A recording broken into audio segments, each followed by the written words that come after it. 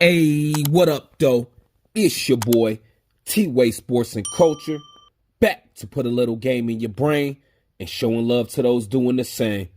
Go ahead and like, share, comment, and subscribe if you're feeling the content. You feel me? All right, so this past Saturday, Tszyu has defeated Brian Mendoza for the WBO Super Welterweight Championship in dominating fashion. Tszyu essentially won a unanimous decision, which he pretty much dominated Mendoza all night. Brian Mendoza came to fight. You know, he was a very game opponent. We had some very good exchanges during that fight, but Tszyu was able to dominate the fight and come out with the victory. First thing I noticed in that fight, it was, I wasn't able to see it live. I was running some errands Saturday, but I did get a chance to see the replay. But first thing I did notice that Tszyu was looking really good with the left hand. The left hook and the left uppercut was giving Brian Mendoza trouble all night, caused significant damage to the eye. Once that started piling up, he couldn't see things coming from the left. And Tszyu was landing some good right hands in the second half of the fight, where he began to kind of take over.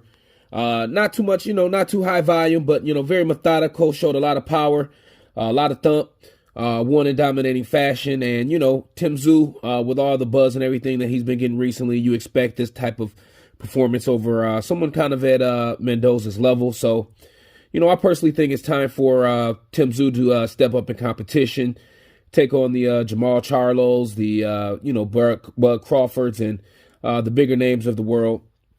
Right now, honestly, I don't know what's going on with Jamal Charlo.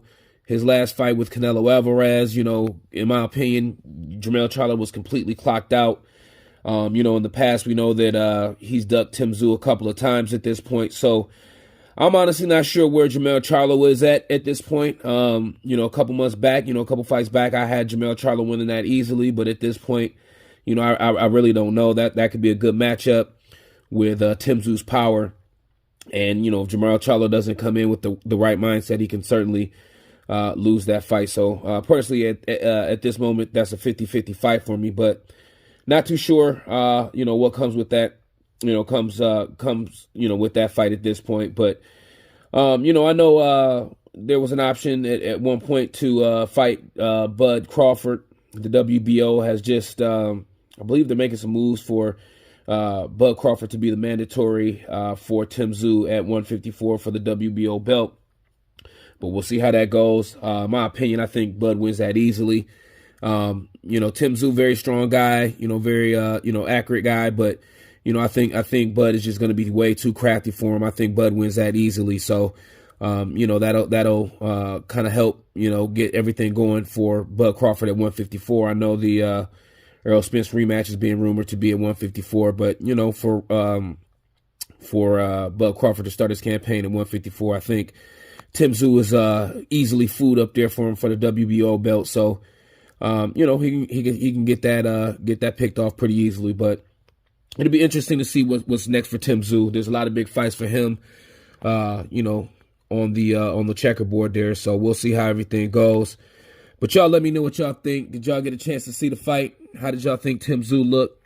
Y'all let me know. Get in the comment section. I holla. Peace.